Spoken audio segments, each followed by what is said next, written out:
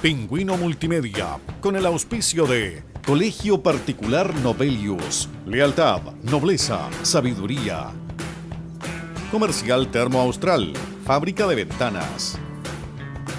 Supermercado Rofil, el más económico de la ciudad. Presenta Retruco.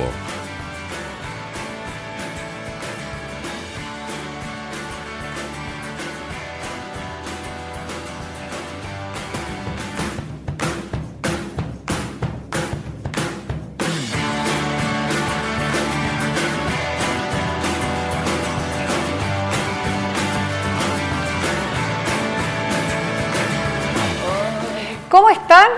Pero muy buenas noches. Bienvenidos una vez más a nuestro programa Retruco. El día de hoy, este día martes, un martes del mes de noviembre, donde estamos a días ya de que sean las próximas candidaturas o las próximas elecciones, muy bien dicho, el día 21, cuando abren los sufragios para que usted pueda elegir. El día de hoy le dimos también cabida a los candidatos para que puedan conversar, hablar, pero más conocerlos de la forma más humana. Usted seguramente algunos ya los conoce, otros no tanto. El día de hoy estaremos con dos bloques conversando para conocerlo humanamente, profesionalmente y cuáles serían también, en caso de poder acceder a uno de los puestos o sillas del Consejo Regional, cuáles serían sus ideas y cuáles serían las comisiones más interesantes que él le gustaría abordar. El día de hoy estamos con Claudio Alejandro Flores, quien es candidato por el CORE para estas próximas elecciones. ¿Cómo estás, Claudio? Bienvenido. Gracias, Paula. Bien, buenas noches. Muy buenas noches, bienvenido. Bueno, primero la gente ya, Claudio, te identifica. Hay algunos cores de estos 78 candidatos que hay, algunos que no tanto, algunos que más. Tú ya has estado vinculado en el mundo del servicio público. Sí, yo he tenido el privilegio de trabajar haciendo mi práctica, por ejemplo, en ENAP Magallanes. Tuve la suerte y el orgullo de trabajar en el servicio de salud, en el hospital regional, pero en el que estaba en Cayengamos. También fui gobernador de la provincia Antártica, luego fui administrador de la municipalidad de Cabo de Hornos y acompañé a Emilio Bocasi en su gestión también como administrador municipal de la municipalidad de Punta Arenas. ¿Sientes de alguna otra forma que eso puede ir en ventaja o desventaja cuando un candidato, independiente cuál sea el cargo, porque ya has tenido en tu área profesional una experiencia, puede jugar a favor o en ventaja o desventaja? ¿Sientes de alguna forma, en especial cuando se hace el puerta a puerta? Tiene de ambas cosas. Primero, una ventaja porque claramente hay una experiencia adquirida y además el contacto con muchas personas, especialmente presidentas y presidentes de juntas de vecinos, de organizaciones territoriales y funcionales. Entonces sí, hay mucho contacto, pero a la vez también hay cosas que por la función que uno ha desarrollado no pudimos concretar o no se pudieron lograr, y esas cosas evidentemente son sentimientos especiales que tienen algunas personas porque, por ejemplo, en la administración que estuvimos con Emilio, no logramos concretar ciertas cosas que uno tiene que reconocer que no pudimos hacerlo todo lo que queríamos. ¿En 4 años se alcanza a hacer todo lo que uno podría planificar hacer? Me da la impresión que, igual lo hemos visto en diferentes gobiernos, que quedan algunos proyectos que son de larga continuación, algunos a muy corto plazo, algunos a largo plazo, algunos quedan no tan, porque me imagino que depende también quién lo haya presentado, hay muchas oportunidades, el equipo se desarma, no es la misma gestión, y muchos de ellos pueden tener incluso una gran cantidad de dinero en inversión, o una gran inversión. 4 años es suficiente, o sea, se alcanza para hacer tantos proyectos, o a lo mejor ya sea aprobar o fiscalizar, donde estamos hablando no solo del CORE, sino que hablo en general, cuando hablamos de los periodos en algunos casos. Yo creo que 4 años es poco. Siempre hay que considerar que el primer año en el que uno asume con un presupuesto y con planes y programas y proyectos ya aprobados, y en ese primer año es muy difícil hacer modificaciones presupuestarias que permitan, por ejemplo, llevar adelante proyectos propios. Ya el segundo y tercer año son propios de la gestión, y el último, finalmente, en el caso de aquellos candidatos que quieren repostularse, prácticamente es un periodo de campaña. Entonces, soy un convencido de que los 6 años, como lo teníamos antes, sobre todo en lo que tiene que ver con la gestión presidencial, es el mejor periodo para desarrollar un verdadero proyecto de gobierno. Claudio, nacido en Magallanes. Nacido en Punta Arenas, sí, en Magallanes. Y tengo entendido que has estudiado o estudiaste en su momento en los colegios de número. Sí, hoy en día donde es algo tan tradicional y que sí. incluso algunos números ya se han borrado de los establecimientos. Por lo menos yo, digo de 25, donde estudié, Sí, a hoy en día Escuela Portugal, pero todavía tengo como en la memoria el número. Yo estudié en la básica, en la escuela D17. ¿Ya? Que hacía muy poquitos años había cambiado de la escuela 7 a la D17. Y hoy día conocida como la Escuela Bernardo Higgins. Ya. Que está acá. Sí, ahí en Avenida Chiloé Independencia, con Independencia. Luego la enseñanza media en el Liceo de Hombres B2, que en Ya. ese tiempo era Liceo de Hombres B2, solo de hombres. Hoy día Liceo Luis Alberto Barrera, mixto. Y que cambió el 2000, si no me equivoco, el 2001. Efectivamente, El 2001 yo cambia el alcancé a estar en el último año, cuarto medio, cuando lamentablemente se quemó. Así que fue una experiencia bien dolorosa porque uno le toma cariño a las instituciones en las que está. ¿Por qué te lo pregunto en los colegios que estudiaste? Porque también el CORE tiene un vínculo directamente con el Ministerio de Educación. Igual hay que aprobar, hay que fiscalizar, Sí. Está muy de la mano igual con la educación, salud, vivienda, urbanismo, entre otros. Pero la educación también es uno. Y cuando alguien viene de un colegio, de una realidad donde ve del colegio público, también se puede dar cuenta que hoy en día hay muchos colegios que se han privatizado, siendo subvencionados, entre otros. Por eso te lo pregunto cómo fue tu experiencia y en el momento de estar en alguna comisión de la área de educación, igual yo creo que tiene que ver las realidades de que cada uno ha pasado. Sí, efectivamente, para quienes hemos estado en la enseñanza pública, no es difícil porque además terminé mi enseñanza universitaria en la Universidad Magallanes, que también es el alma mater regional y también universidad estatal, y creo que efectivamente si queremos mejorar la realidad educacional de los alumnos de la región de Magallanes, alumnos y alumnas, creo que lo que hay que hacer es nivelar hacia arriba, ¿no? Yo tuve varias críticas en su momento cuando se nos planteó, y nosotros estábamos con Emilio en el municipio, se nos planteó partir por el fin del lucro. Y ahí yo tuve un bemol en ese tiempo con la subsecretaria y con la ministra, porque mi planteamiento era más que eliminar el lucro, aumentemos el financiamiento para la educación municipalizada, eliminemos la subvención por asistencia y creemos la subvención o entreguémosla mejor por matrícula, que es mucho mejor.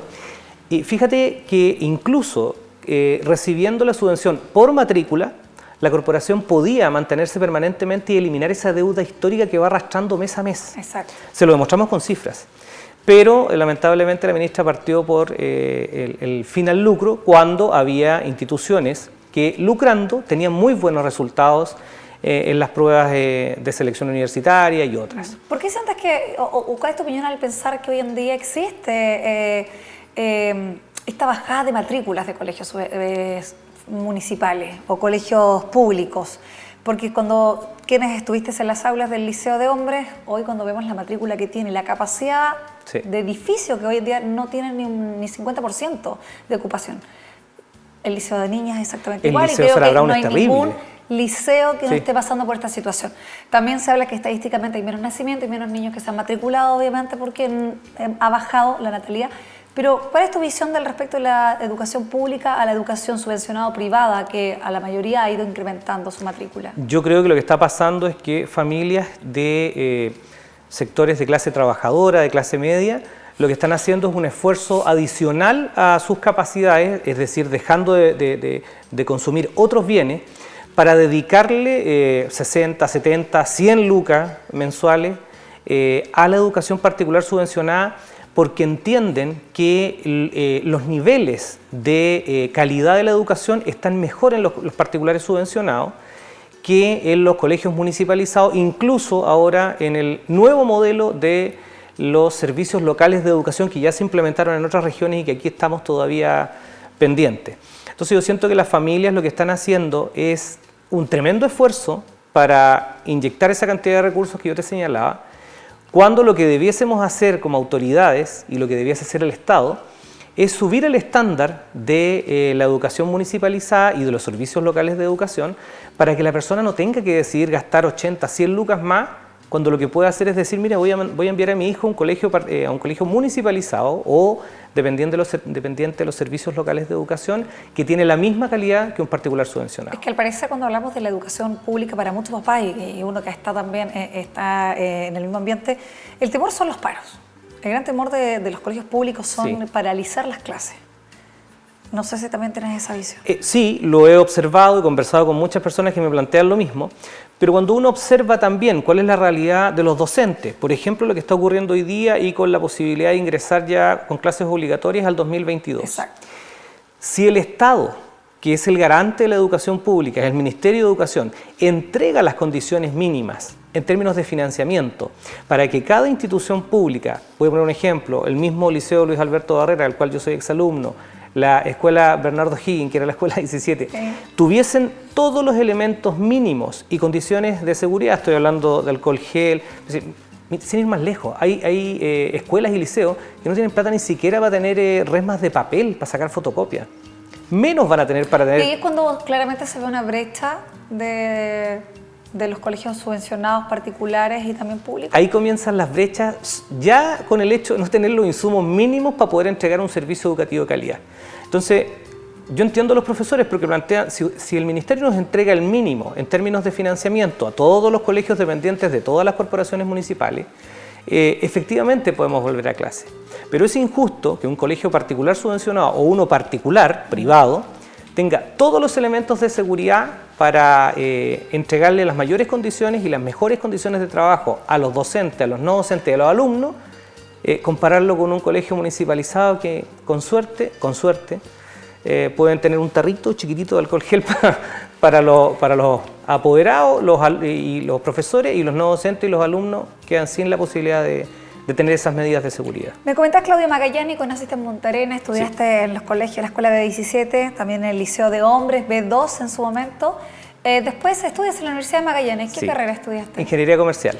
Ya. Sí, de ahí salgo, antes de titularme hago la práctica en ENAP Magallanes. ¿Durante cuánto tiempo? Estuve prácticamente los 8 meses, porque en ese tiempo la Universidad de Magallanes te exigía prácticamente 8 meses de práctica. Ahora se ha ido reduciendo, bastante 8 meses, pero en ese tiempo te lo exigían así. Y después de hacer la práctica y obtener el título, postulo al cargo de subdirector de gestión del hospital regional. Del hospital regional, acá el de Punta Arenas, en el barrio Prat. Sí, en el barrio Prat. ¿Qué pensás al respecto de este edificio que a muchos le dicen como el elefante blanco que está dando vuelta, que hoy en día se encuentra? Lamentablemente es una preocupación de salud, de higiene, hoy en día en el barrio Prat, que tiene tantos años, un barrio que en su momento ha luchado, y lo digo porque he vivido en el sector, por mantener algo clásico, mantener incluso, no olvidarnos, la Universidad de Magallanes, que hoy en día está como la UMAC, un colegio, un liceo. Entonces, cuando hoy en día vemos y que vecinos te dicen, y que son vecinos de avanzada edad, nos sentimos abandonados porque este edificio, la verdad, que no solamente nos trae preocupaciones porque vive gente a su interior, porque hay plagas de ratones. ¿Cómo lo ves? Porque como también fuiste subdirector de gestión del hospital regional, me imagino que al pasar por ahí igual hay alguna nostalgia o hay algún cariño y uno se preguntará, ¿qué pasó? Más que pasar por ahí, yo entré en varias ocasiones, porque claro, el reclamo de los vecinos permanentemente era, mire, usted cuando golpeas una puerta del entorno, lo primero que te dicen, no, usted me va a venir a prometer que lo resuelve. Llevamos 10 años, ¿no? Efectivamente, más de 10 años. Yo te puedo dar cuenta de que el año 2003, cuando yo estaba en el servicio de salud, la pregunta que todos se hacían dentro del servicio era, bueno, ¿y qué vamos a hacer con ese edificio? Que va a quedar disponible, porque en ese tiempo se hablaba de disponibilidad. Cuando se iba a retirar, sacar, y se iba a cambiar el edificio, sí. Está en unas condiciones tal cual como cuando la gente transitaba por cada uno de los pasillos. Ya. Año 2003, cuando estaba en estudio y todavía el hospital tenía varios años más de uso. Si recordemos que el año 2010 recién es que se provoca el cambio. Tiene toda la razón. Desde el año 2003, cuando yo estaba en el servicio de salud, la pregunta que se hacían muchos funcionarios, muchos colegas, era ¿qué va a pasar con esa infraestructura? Entonces, no es un abandono de 10 años, lleva más de 20. ¿Ya? ¿20 por qué? Porque cuando se estaba provocando el estudio, muchos se preguntaban, yo te repito, muchos se preguntaban qué se va a hacer con eso. ¿Qué es lo que se puede hacer hoy día? Yo creo que depende mucho de un estudio que en algún momento se hizo y del cual además fui parte cuando estaba ya en el área privada, y que daba cuenta de un total de 18.000 metros cuadrados de infraestructura, de las cuales había alrededor de 2.000 que había que demoler porque tenían una falla estructural, que es el sector que está por el lado del pasaje, justo al frente del patio de la Escuela Prat. Perfecto. Ese pasaje chiquitito que hay ahí, ¿Sí? y es el área de cocina. Ya. Esa área había que demolerla porque estaba en muy malas condiciones, Es había una área falla... bastante más antigua que el resto, Sí, ¿no? es la más antigua porque está del lado de calle Angamo.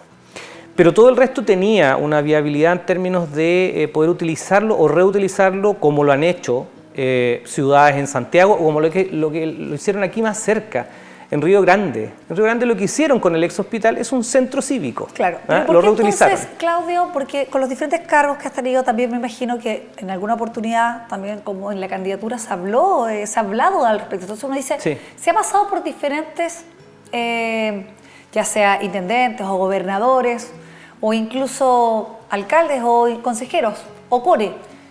¿A quién se tiene que hacer cargo? ¿Por qué no se puede? ¿Por qué no se debe? ¿Por qué no se realiza? ¿Cuál es la gran pregunta que yo como ciudadana me podría hacer o el vecino? ¿Qué es lo que pasa entonces? ¿Por qué no se habla claro y a quién se le pone el cascabel y quién es el responsable? A ver, siempre el responsable, una vez que ese hospital deja de funcionar como hospital, pasa a depender del gobierno regional. Y hasta el 16 de julio de este año, perdón, hasta el 14 de julio de este año, la función del gobernador estaba, y del intendente o intendenta estaba consagrada en una sola persona. Exacto. Que era intendente y jefe de gobierno regional. Pero a partir de la elección de gobernadores, donde asume Jorge Flies ahora es dueño, comillas dueño porque es el representante legal del gobierno regional, dueño de esa infraestructura y en su momento lo fue mientras fue intendente durante 4 años. Lo mismo que los ex intendentes y ex intendentas. Entonces, ¿cuál es el problema? El problema es que, por ejemplo, cuando nosotros estuvimos en la gestión con Emilio, se llegó a un acuerdo de consejo, incluso en esa época, para que gran parte del municipio se fuese allá, como uno de los, vamos a decirlo en términos coloquiales, de los servicios ancla, un servicio grande. O sea, se podría haber suprimido y haber también ahorrado bastantes arriendos que tiene hoy en día el ministerio. La municipalidad, ¿no es cierto? Estudio que se hizo el año 2010 arrojaba en esa época 560 millones de pesos de costo de arriendos de todos los servicios públicos al año, lo que hoy día significaría moneda del año 2021 prácticamente $1 millón. Como bien ingeniero comercial los números. Entonces, ahí es donde uno se pregunta, teniendo el acuerdo de consejo de la Municipalidad de Punta Arenas, teniendo el acuerdo de la Seremi de Salud, que estaba disponible para irse en ese tiempo, teniendo el acuerdo del Servicio de Salud y de la Superintendencia de Salud, la pregunta es por qué no se concretó algo que debió haber ocurrido hace ya varios años, que es que ese edificio se reutilizara en un ala por lo menos con servicios públicos y en otro servicio, en otro espacio o en la otra ala del ex hospital poder haber implementado oficinas para voluntariados, organizaciones territoriales, organizaciones funcionales, clubes deportivos, se podría haber hecho.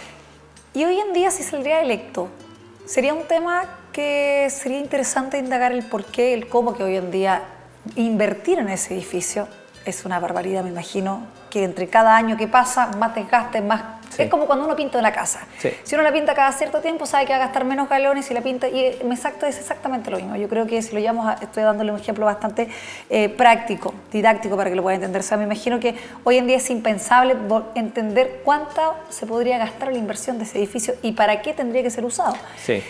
¿Sería un tema que te interesaría indagar si eres parte del core?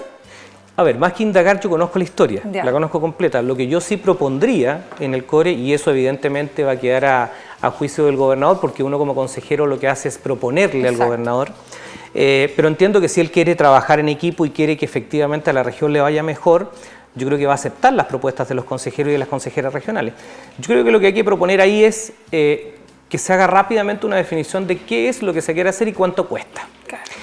Pero al mismo tiempo, ¿cuáles son los beneficios sociales asociados? Porque si a mí me dicen, mira, lo vamos a vender en 2.000 millones de pesos, yo puedo decir con claridad, y lo asumo con responsabilidad, que la va a comprar alguna empresa inmobiliaria, va a hacer un poquito de tiempo, como lo hacen las empresas inmobiliarias, porque de eso viven, va a empezar a correr la especulación, y finalmente lo más probable es que sea el propio Estado el que se lo compre después en 2.000 o 3.000 millones más. Entonces, como ya he visto que eso ocurre, yo prefiero que le hagamos una propuesta al gobernador, que él nos haga su propuesta y que podamos llegar rápidamente a un consenso de qué se va a hacer con esa infraestructura. Claudio, nos vamos a hacer una pausa comercial. A la vuelta hablaremos de otras también propuestas y líneas a la cual te gustaría trabajar si eres parte del Consejo este próximo 21 de noviembre. Y a la vuelta quiero preguntarte un poco del básquetbol y entre otras experiencias más que has tenido, porque al parecer también te gusta mucho el deporte. Nos vamos a una pausa y ya regresamos en este programa Retruco.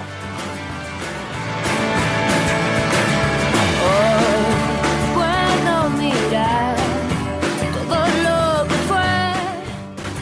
Pingüino Multimedia, con el auspicio de Colegio Particular Novelius, lealtad, nobleza, sabiduría. Comercial Termo Austral, fábrica de ventanas. Supermercado Rofil, el más económico de la ciudad.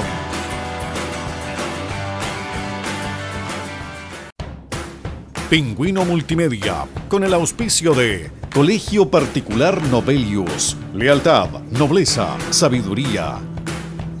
Comercial Termo Austral, fábrica de ventanas. Supermercado Rofil, el más económico de la ciudad.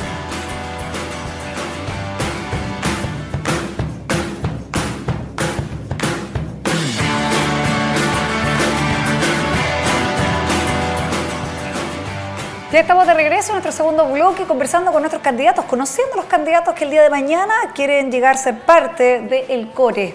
Vamos a hablar con Claudio Alejandro Flores, que ya está con nosotros. Estábamos conversando en el primer bloque al respecto de diferentes temas, un poco conociéndolo a él, el lado más humano, también el profesional, y algunas opiniones que tiene al respecto de la región. Claudio, ¿básquetbol o fútbol? Ambas, pero últimamente me estoy jugando más básquetbol. ¿Sí? Sí. ¿Y por algún equipo especial? O... Sí, por la UMAC. Ah, Sí, ya. con los muchachos ¿Como exalumno? Claro, como exalumno. Es que en algún momento llegué al básquetbol en realidad por mi primo. Estuvimos juntos jugando en ese momento UMAC, hoy día Fénix UMAC, y me quedé ya definitivamente jugando básquetbol. En algún momento lo jugué aquí también por liceo, cuando era muy joven. Y después, bueno, mucho antes de eso, jugué fútbol de salón. Ahí tuve la oportunidad también de viajar harto con un grupo muy bueno de ex jugadores, muy talentosos todos, y después de eso ya me dediqué al básquet y de repente cuando me invitan, algo de pádel. Cuando hablamos de deporte, cuando hablamos y que quienes tienen la experiencia y han tenido que viajar, saben lo que hay detrás para poder juntar jóvenes desde Magallanes y representar incluso o poder acceder a algún puesto dentro de la selección o que sean observados incluso. Es bastante complicado y dentro de las líneas de trabajo, de los intereses que tienes para mejorar o para poder tener una mejor calidad en nuestra región, en el Consejo también está el deporte y la cultura y también tienes un interés en esa área. Sí, efectivamente es una de mis 4 o 5 áreas prioritarias. Deporte y cultura, ¿por qué? Porque la Ley Orgánica Constitucional de Gobiernos Regionales, en su artículo número 100, le plantea a los gobiernos regionales la posibilidad de la asociatividad. ¿Qué significa el crear, por ejemplo, una fundación o una corporación? Que yo ahí voy a aprobar siempre que el gobernador Flies plantee el tema de la Corporación de Desarrollo Regional, porque en esa misma corporación se pueden incluir temas como deporte y cultura.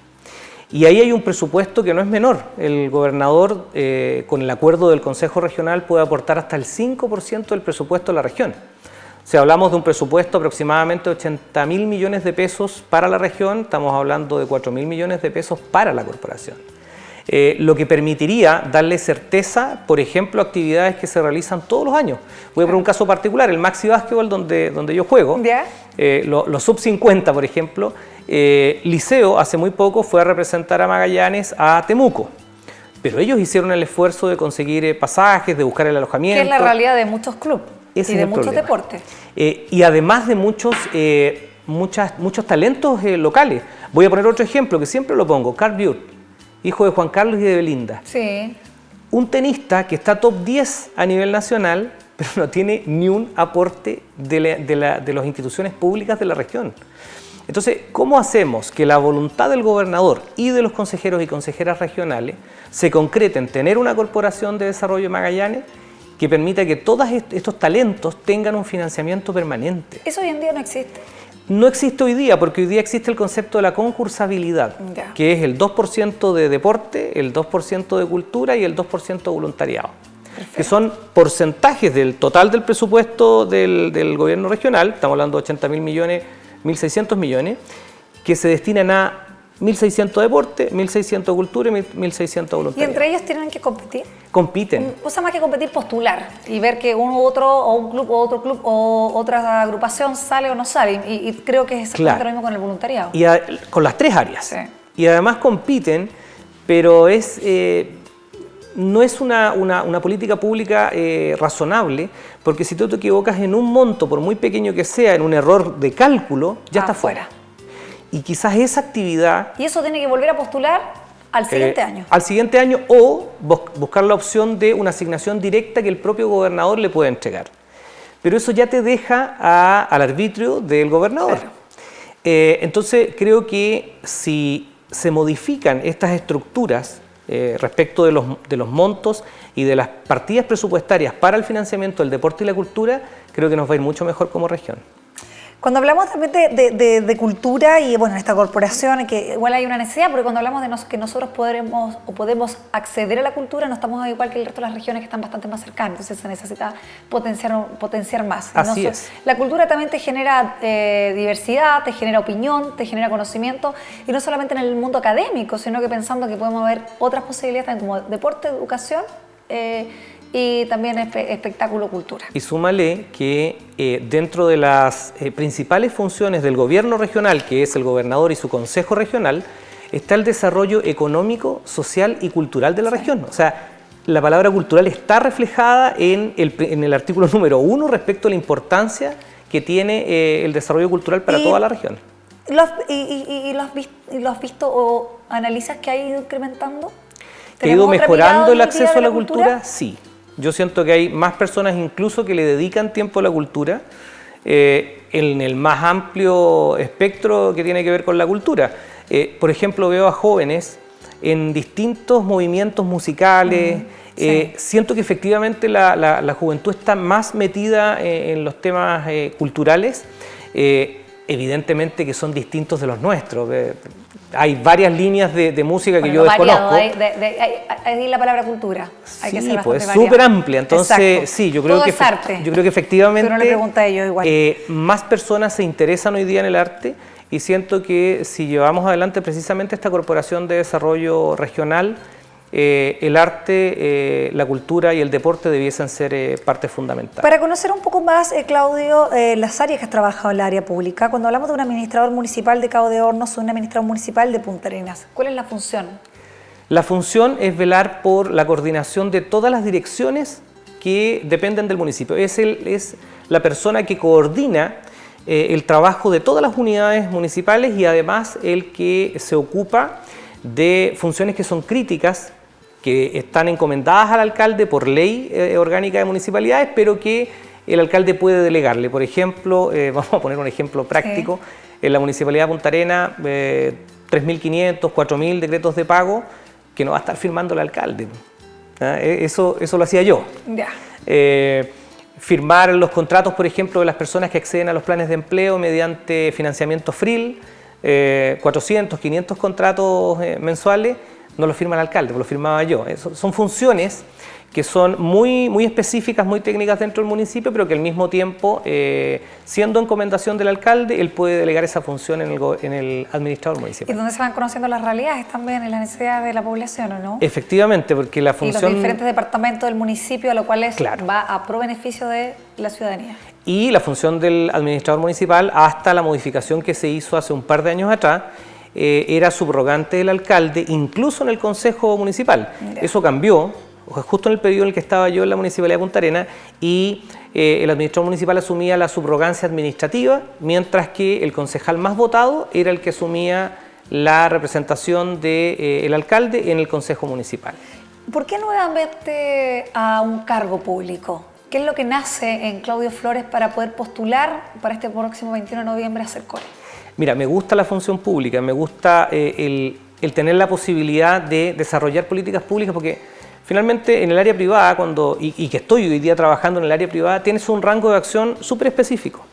Pero cuando estás trabajando y administrando políticas públicas, tú puedes generar beneficios muy grandes, muy amplios.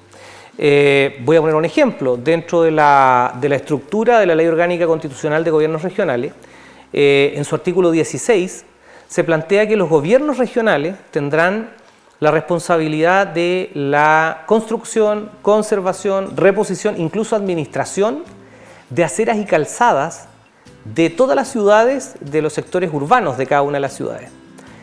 Ese es un tremendo desafío que se le entrega al gobierno regional y para ello se requiere evidentemente tener conocimiento de cada una de las ciudades de la región de Magallanes, y yo he tenido la suerte de, en la campaña anterior a gobernador regional, de recorrer muchos lugares, distintas comunas en la región. Tuve la suerte de estar trabajando mucho tiempo también en la comuna, yo diría más aislada, que es la de Cabo de Horno, y creo que tengo la experiencia como para poder concretar las necesidades de muchas personas, un poco por lo mismo, por el hecho de haber estado recorriendo los lugares, de conocer los sectores periurbanos de la ciudad, no solo de Punta Arenas, estuve en los sectores periurbanos de Porvenir, de Puerto Natales.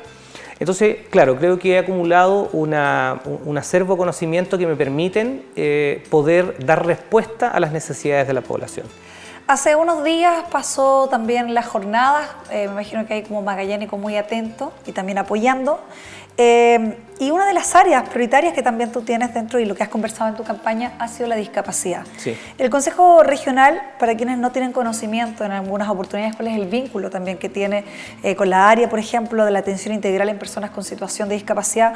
También está muy vinculado. Por ejemplo, para que la gente también conozca, el CORE aprobó el 14 de septiembre del presente año 2.700 millones para atención integral de personas en situación de discapacidad Magallanes, y esto va directamente también al centro de rehabilitación para todo lo que es atención en capacitación, también en rehabilitación, kinesiólogos, psicólogos, entre otros. O sea, está totalmente vinculado. En algunas oportunidades desconocemos esta área, que el CORE también tiene una preocupación o un deber de aprobar recursos que vayan a beneficio en personas en situación de discapacidad.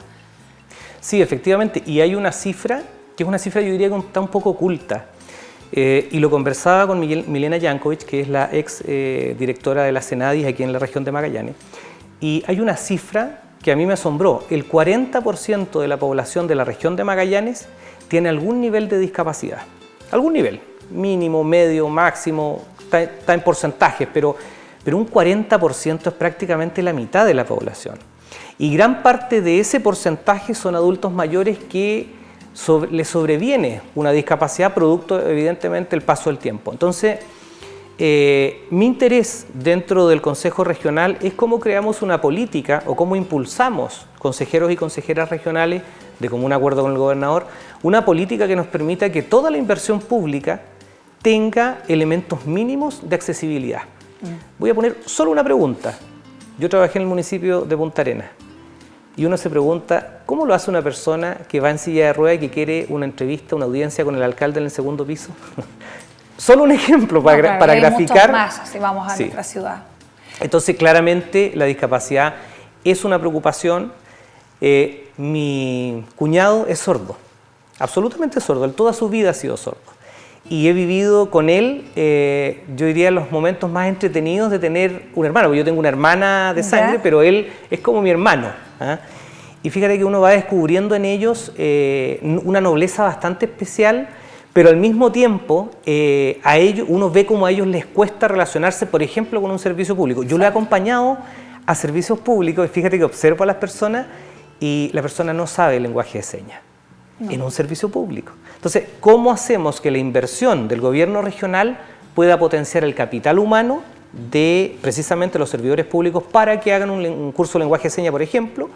¿Y cómo hacemos que la inversión pública sea intensiva en accesibilidad al 100% para cualquier persona que tenga algún nivel de discapacidad? Y el área de la fiscalización, también cuando uno se pregunta, bueno, es por tercer periodo que los CORES se van a poder elegir de forma popular, democrática, con lo cual usted en casa o en Facebook, que se nos están viendo, tiene que ir a realizar su votación, recuerde fijarse en CERVEL, porque yo, por ejemplo, en algún momento votaba en la escuela de 25, en mi mesa 50. Mi mesa 50 sigue siendo exactamente la misma, pero hoy en día se encuentra en la escuela en la escuela Magallanes. Entonces me cambiaron de ubicación desde primeras votaciones desde el año pasado. Entonces uno dice, bueno, es mi deber saber, conocer dónde está mi mesa, recuerde ingresar a través de CERVEL con su RUT. Cuando hablamos también de la fiscalización, y hoy en día, con esto, Claudia, también se ha conocido un poco más las atribuciones o las funciones que tiene un CORE. Hace una década, hace unos tercer periodo que uno desconocía qué es lo que hacía un CORE porque no era electo. Uno no tenía que pensar por quién votar, uno estaba acostumbrado a votar por diputado, senador, presidente y concejal. ¿Te has encontrado que la gente hoy en día tiene el conocimiento realmente de lo que hace un CORE, cuáles son las funciones, por ejemplo, cómo es tan importante fiscalizar? A ver, la comunidad se ha ido interesando en la medida que nosotros hemos ido planteando, no solo yo, todos los candidatos y las candidatas hemos ido comentándole a la comunidad cuáles son las funciones que hoy día tiene el consejero regional, que efectivamente tiene más de las que había antes de la modificación de la ley orgánica de gobiernos regionales. Entonces hoy día tú tienes un gobernador electo y tienes un consejo regional electo, por lo tanto es deber y función fundamental, que incluso está consagrada en el artículo 36 de la ley orgánica. Uno de los elementos fundamentales es la fiscalización del buen uso de los recursos públicos. ¿Qué significa? Hoy día el gobierno regional tiene el Fondo Nacional de Desarrollo Regional, que muchos conocen como el FNDR. Sí. Está el FONDEMA, que es el Fondo de Desarrollo Magallanes, que es una ley que beneficia a la región producto de la explotación del petróleo y del gas, y otros fondos que ingresan por ley de casino y por ley de zona franca. Entonces, la función del consejero regional es fiscalizar la labor del gobernador para que esos recursos se ejecuten en tiempo, en forma y con el financiamiento que corresponde. Y es ahí donde claramente la función de los consejeros regionales es estar permanentemente revisando que las inversiones que se están concretando con recursos del gobierno regional, primero se terminen en tiempo y segundo se ejecuten como corresponde. Ejemplos como las pavimentaciones hacia el sector sur o la pavimentación de la calle Juan Williams, que es los magallánicos la conocemos como el Camino Viejo, el que va hacia el norte. O, por ejemplo, la sala cuna costanera, que estuvo 2 años detenida la obra, son temas que un consejero regional no puede dejar pasar. Porque ahí hay efectivamente fondos públicos y las personas que votan por nosotros y que nos llevan a ese consejo esperan que nosotros hagamos esa función. Que no esté un jardín infantil y sala cuna que tenía cupo para 48 párvulos, 24 lactantes y 24 párvulos, esté detenido 2 años. ¿Por qué? Porque la empresa no pudo seguir con la obra, pero nadie hizo nada. Ese tipo de cosas, efectivamente, este futuro Consejo Regional debe fiscalizar. Es una labor a la cual yo lo he dicho, incluso está en el eslogan de mi campaña. Sí. ¿Cuál es el eslogan? 24/7 en la fiscalización del gobernador. Ya. Ahora, ¿por qué del gobernador? Porque la ley plantea que los consejeros regionales debemos fiscalizar la labor del gobernador y de todas las divisiones que de él dependen. ¿De alguna forma siente que es menos arbitrario hoy en día la postura del gobernador en conjunto con su consejo, ya que es un gobernador electo de forma más popular? Hoy día lo que debiese hacer el gobernador es aceptar que somos los consejeros y consejeras regionales los que lo vamos a fiscalizar, pero al mismo tiempo comprometerse a trabajar en equipo. Porque, claro, él puede llevar efectivamente proyectos a la mesa de consejo, pero es razonable que esos proyectos sean consensuados con la mayoría. Y ahí hay un tema que creo que es de común acuerdo de muchos candidatos y candidatas que hoy día estamos postulando al Consejo Regional. Cuando se plantea, vamos a resolver el problema del sector periurbano, por ejemplo, Yauyau, específicamente el Yauyau. Me parece razonable porque esas familias han esperado muchos años. Pero ¿y qué pasa con Pampa Redonda, con Villa Alegre, con Villa Alegre Alto? ¿Qué pasa con los sectores periurbanos en Porvenir, en Puerto Williams? No que también Punta Arenas, no podemos olvidarnos de eso. Estamos hablando de la región de Magallanes. Entonces los consejeros y consejeras regionales somos electos por una provincia. En este caso yo estoy postulando por la provincia de Magallanes, pero yo tengo un deber superior, que es por el desarrollo económico y social de la región de Magallanes. Así es. Cuando hablamos también incluso de, voy a leer, el principal objetivo es impulsar desarrollo social, cultural, económico, aprobando iniciativas, proyectos, programas y estudios destinados fundamental a mejorar la calidad de vida de los habitantes de la región. O sea, mejorar la calidad de vida. Sí. ¿Siente de alguna otra forma que el core, o siempre cuando escuchamos diferentes tipos de noticias o son cubiertas, siempre la pavimentación, la vivienda son como las que más destacan entre unas y las otras, y hay varias comisiones que a lo mejor la población desconoce? Sí, y hay un tremendo trabajo que ha hecho el Consejo Regional. Yo soy de aquellos que cree que este Consejo Regional ha sido mucho más proactivo que cualquier otro Consejo Regional a nivel nacional. Hagamos memoria. Cuando comenzó la pandemia, el Consejo Regional fue el primero en aprobar, no recuerdo la cifra, más de 2.700 millones de pesos para compra de equipamientos y materiales para enfrentar la pandemia. Exacto. Hemos sido de las regiones que ha tenido el mejor proceso de normalización de la red de salud Magallanes. Vamos a dejar de lado el ex hospital por razones lógicas, pero tenemos un nuevo hospital en Punta Arenas, un nuevo hospital en Natales, un nuevo hospital en Porvenir, es decir, y la construcción del nuevo hospital en Puerto William. Entonces, muchos de los recursos que se lograron para concretar esos nuevos hospitales y además nuevos centros de salud familiar en la atención primaria fueron con recursos del gobierno regional. Entonces, yo entiendo que hay algunos candidatos que dicen no, hay que renovar el Consejo Regional. No, yo creo que el Consejo Regional lo ha hecho muy bien. Yo quiero postular efectivamente y quiero ser consejero regional porque creo que las cosas se pueden hacer aún mejor, pero siento que este Consejo Regional ha sido muy proactivo en llegar en los momentos oportunos y en firmar convenios de programación, por ejemplo, con vivienda, que son inéditos a nivel nacional. Cuando hablamos igual de cómo actuaron con la pandemia, Claudia, mencionabas también de estos insumos de primera necesidad, pero también hay que mencionar que igual ellos activaron rápidamente una ayuda social. También. En conjunto con el municipio antes del Estado. Sí, antes que llegara una ayuda al Estado, cuando comenzaron con esta ayuda, este recurso económico que se tenía que hacer para que llegara a las poblaciones más vulnerables, y ahí es cuando se empieza a generar este movimiento social y donde también el core, uno dice, bueno, también tiene un vínculo social y una preocupación no solamente de hacer pavimentos, viviendas y entre otras áreas que hemos conversado esta noche, sí, sino que también de involucrarse socialmente en lo que está sucediendo, con la necesidad de la población.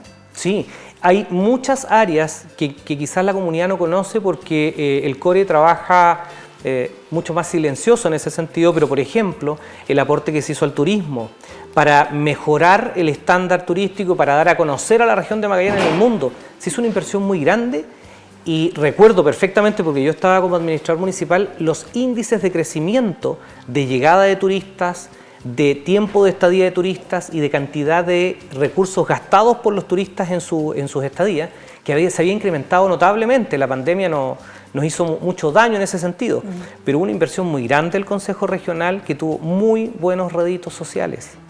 ¿Crees que la comunidad debería participar más o estar más al tanto, así como los municipios? Por ejemplo, como hoy en día vemos un consejo municipal que se transmite a través de la página de Facebook. Tengo entendido también que él corre todos los lunes, de 17 a 19 horas son las reuniones, y donde hay diferentes comisiones, y uno se pregunta si todos los cores deberían ser parte de estas reuniones o de estos consejos sin faltar, e incluso ser parte de las comisiones. ¿Cómo ves eso? Yo creo que sí, yo creo que es una obligación moral, porque no es legal. No. Tres tienen que estar sí o sí todos los lunes, sin faltar ningún lunes, 3 lunes consecutivos o 3 lunes no pueden faltar.